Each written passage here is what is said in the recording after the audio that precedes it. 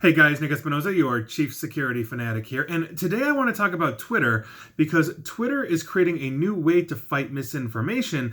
But is it really going to be effective? And here's what's going on, and this is per NBC News. Twitter is experimenting with adding brightly colored labels directly beneath lies and misinformation as posted by politicians and public figures. And this is according to a leaked demo that was obtained by NBC News. Now, Twitter confirmed that this demo is in fact real, and they are planning on rolling either this out or an iteration of this on March 5th.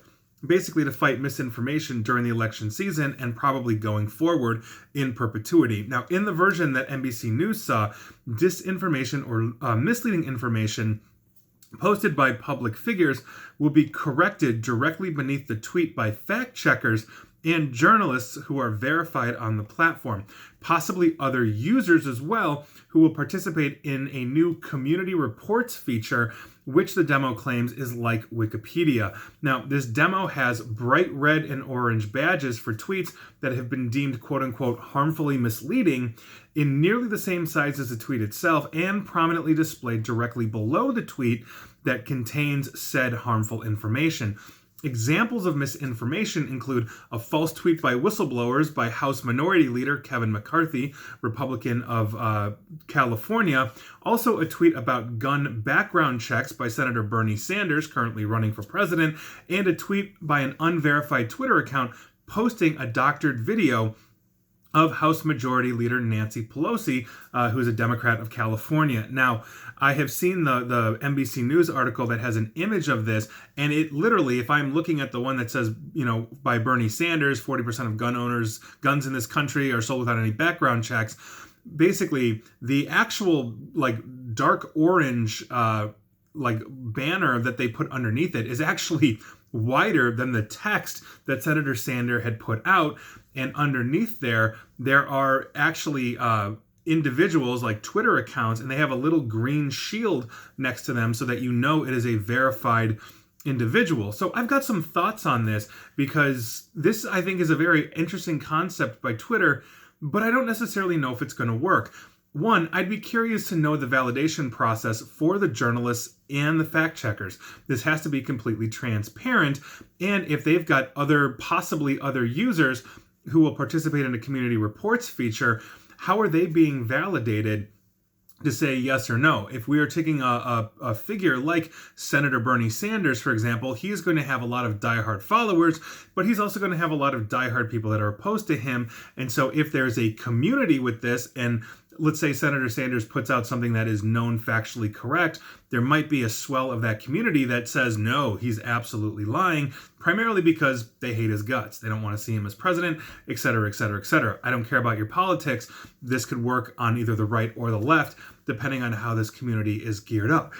Excuse me. The next thing, and I think this is the bigger issue overall that Twitter is going to face, as is every other platform, is that trust, especially in journalism, is at an all-time low. We have a lot of different news media organizations that, at least on paper, claim to have some kind of allegiance to either the right or the left. And by virtue of that, many people think that objective journalism isn't a thing anymore, when in fact it is. I know the process that I have to go through when I publish an article. I have to go through editors and fact checkers and all of that, especially if I'm writing for an outfit like Forbes. I just can't make stuff up and say, 99% of all people, blah, blah, blah, blah, blah. I have to have some kind of statistic or study that proves that. And by virtue of it, I cannot just write off the cuff whatever I want on a major platform. That doesn't necessarily mean that, let's say, I don't have a bias in one way or the other that may creep out in writing, but my facts have to be there. And I'm curious to know how they are going to be handling this, because automatically right out of the gate, if you have a fact checker that, let's say, that works for the New York Times, you're going to have a lot of people that say, oh, well, it is fake news. That's what the president says, et cetera, et cetera. Conversely, if you have a fact checker, as part of this that is coming from Fox News, you're going to get the other side that says, oh, well, that is going to be false and misleading right out of the gate. How do we repair that?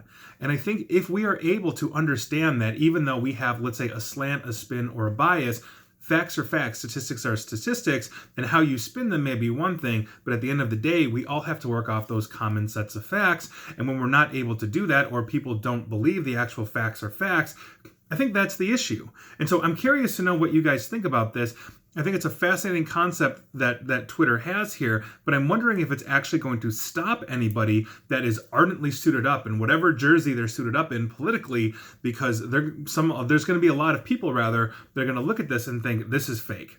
I don't care what the fact checkers say. Senator Sanders or Representative McCarthy are absolutely correct, and I'll be damned if I'm going to believe anybody else, that is fact checking this. We know this is true. We know this is a very possibility for a good chunk of the population. I don't care what side of the political spectrum you're on, but there you are. And I'm curious to know your thoughts on that. And so that is your news of the day. And please like, share, follow me here on Facebook and Twitter at NickAESP. And please feel free to subscribe to me at YouTube as well. And as always, stay safe and stay online.